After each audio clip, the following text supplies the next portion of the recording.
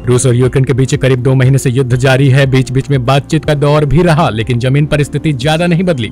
बातचीत जरूर बेअसर रही, लेकिन दोनों देशों के बीच में कुछ समझौते हुए हैं। इस कड़ी में अब यूक्रेन के राष्ट्रपति व्लादिमीर जेलेंस्की ने ऐलान कर दिया है कि वे रूसी कैदियों को रिहा करने जा रहे हैं। इसके बदले में रूस द्वारा मारियोपोल में यूक्रेनी नागरिकों और सैनिकों का सुरक्षित रेस्क्यू होने देगा। इससे पहले भी रूस और यूक्रेन के बीच में ऐसे समझौते हुए हैं जहां पर दोनों ही देशों ने सेफ कॉरिडोर को लेकर सहमति जताई है। अब एक बार फिर अपने नागरिकों की सुरक्षा के लिए राष्ट्रपति जेलेंस्की ने यह बड़ा कदम उठाया है।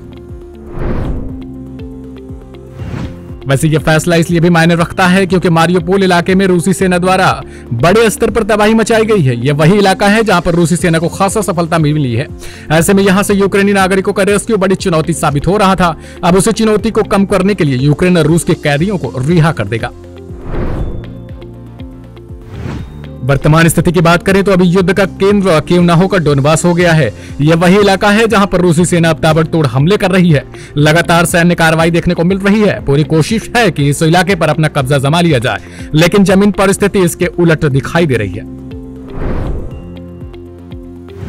यूक्रेन ने दावा किया है कि पिछले 24 घंटे में रूस द्वारा 10 बार डोनबास इलाके पर हमला करने की कोशिश की गई है, लेकिन हर बार वो फेल रही। इसी तरह मारियोपोल को लेकर भी यूक्रेन दावा कर रहा है कि उसने कुछ इलाकों में रूसी सेना को पीछे खदेड़ दिया है। अब इन दावों के साथ दोनों देशों की तरफ से चेतावनियां भी लगातार दी जा रही हैं। हाल ही में रूसी राष्ट्रपति व्लादिमीर पुतिन ने ऐलान किया कि सेना की तरफ से शर्मैट बैलिस्टिक मिसाइल का सफल परीक्षण किया गया है। इस खास मौके पर उन्होंने यहां तक कह दिया कि अब दुश्मन उनके देश पर हमला करने से पहले 2 बार जरूर सोचेगा। वैसे अमेरिका की तरफ से इस परीक्षण पर कोई बड़ी प्रतिक्रिया नहीं दी गई है। सिर्फ इतना ही कहा गया है कि उनको इस परीक्षण की पहले से जानकारी थी और रूस द्वारा सिर्फ स्टीम टेस्टिंग की गई है। पुतिन अपने सबसे प्रिय और सबसे महत्वपूर्ण युद्धपोत मोस्कवा के डूबने के बाद से प्रतिशोध की आग में जल रहे हैं। रूस का दुख इतना है कि युद्धपोत की शोक सभा से पहले बदले की किस्त यूक्रेन की तरफ जानी शुरू हो गई है। क्या तीसरा विश्व युद्ध शुरू हो चुका है? यूक्रेन ने अभी भी घुटने नहीं टेके हैं। परमाणु हमले की आशंका भी लगातार हो रही है। सवाल यह है कि अगर पुतिन परमाणु हमला करते हैं तो उसकी शुरुआत यूक्रेन से ही होगी या वो यूक्रेन के समर्थक देशों पर हमला करके इसकी शुरुआत करेंगे। इस वीडियो में जाने कि पुतिन किस देश पर परमाणु हमला कर सकते हैं। रूस और यूक्रेन के बीच में भीषण युद्ध जारी है। इस युद्ध में दोनों तरफ से ताबड़तोड़ हमले होते दिख रहे हैं। अब इस तनावपूर्ण माहौल के बीच राष्ट्रपति व्लादिमीर पुतिन ने बताया कि उनकी सेना ने एक मिसाइल परीक्षण किया है। रूस ने शर्मैट बैलिस्टिक मिसाइल का परीक्षण किया है। अभी तक इस नई मिसाइल को लेकर ज्यादा जानकारी तो सामने नहीं आई है, लेकिन पुतिन जोर देकर कह रहे हैं कि अब कोई भी दुश्मन उनके देश पर हमला करने से पहले 2 बार जरूर सोचेगा। इस समय रूस यूक्रेन युद्ध को 2 महीने से ज्यादा हो चुके हैं। जो लड़ाई पहले कीव को लेकर केंद्रित दिख रही थी, अब डोनबास की ओर अग्रसर हो गई है। अब पिछले कई दिनों से रूसी सेना द्वारा डोनबास क्षेत्र में लगातार हमले किए जा रहे हैं। ऐसे इनपुट मिले हैं कि अब रूस कीव की जगह डोनबास पर कब्जा जमाने की कोशिश कर रहा है। दावा तो यह भी हुआ है कि यूक्रेन का दावा है कि बीते 24 घंटे में डोनबास में कब्जे की 10 कोशिशें नाकाम कर दी गई।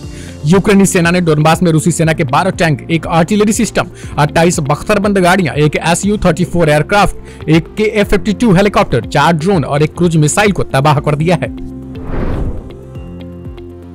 रूस और यूक्रेन के बीच करीब 2 महीने पहले शुरू हुई जंग खतरनाक मोड़ लेती नजर आ रही है। ये पूर्वी यूक्रेन में रूसी सेना काफी आक्रामक होती नजर आ रही है।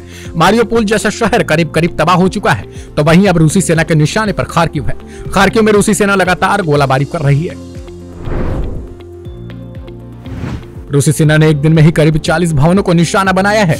खार्किव में भारी गोलाबारी जारी है। रूसी हमले में खार्किव में करीब 18 लोगों की मौत हुई है, जबकि 100 से अधिक आम नागरिक घायल हुए हैं। शहर के सिटी सेंटर, प्राइमरी और secondary school, civil volunteer centre को भी रूसी सेना ने निशाना बनाया है। रूस सेना की ओर से की गई गोलाबारी में सोमवार को एक 14 साल के किशोर की मौत हो गई। बताया जाता है कि रूसी हमले के तेज रफ्तार के बीच शहर में फायर स्टेशनों को मिलने वाली फोन कॉल्स में भी इजाफा हुआ है। फायर स्टेशनों को हर रोज करीब 60 से 100 फोन कॉल्स मिल रहे हैं। यूक्रेनी मीडिया के मुताबिक खार्किव के मेयर ने दावा किया है कि रूसी हमले में 1929 आवासीय भवन ध्वस्त हो चुके हैं। गौरतलब है कि रूसी सेना ने पूर्वी यूक्रेन में हमले तेज कर दिए हैं। मारियोपोल में भी रूस और यूक्रेन की सेना के बीच भीषण जंग जारी है। यूक्रेनी सेना ने मारिंका शहर पर फिर से नियंत्रण स्थापित करने का भी दावा किया है। अमेरिकी राष्ट्रपति जो बाइडेन ने रूस और यूक्रेन के बीच युद्ध को बढ़ती मुद्रास्फीति का बड़ा कारण बताया है। बाइडेन ने कहा है कि कोरोना महामारी के बीच तानाशाह पुतिन के कारण मुद्रास्फीति 40 साल के उच्चतम स्तर पर पहुंच गई थी। उन्होंने कहा कि यूक्रेन पर रूसी आक्रमण के बाद दुनिया भर में गैस और खाद्य तेल की कीमतों में इजाफा हुआ है। इस युद्ध का वैश्विक अर्थव्यवस्थाओं पर भी असर जारी रहेगा। यूक्रेन ने दावा किया है कि डॉनबास इलाके में पिछले 24 घंटों में रूस के 12 टैंक नष्ट कर दिए गए हैं। यूक्रेन का दावा है कि रूस का एक आर्टिलरी सिस्टम, 28 बख्तरबंद वाहन, 1 सुखोई 34 एयरक्राफ्ट और 1 KF-52 हेलीकॉप्टर, 4 यूएवी और 1 क्रूज मिसाइल नष्ट कर दी गई है। अमेरिकी राष्ट्रपति जो बाइडेन ने यूक्रेन के लिए अंतर्राष्ट्रीय मदद पर अपने सहयोगियों के साथ चर्चा की है। रूसी सेना ने खरसन पर कब्जे के बाद श्न्यूहोर्किया से जुड़ने वाले राजमार्ग और आसपास के ग्राउंड की खोदाई कर डाली है। यूक्रेनी मीडिया के मुताबिक 18 अप्रैल की पूरी रात रूसी सेना ने यही किया।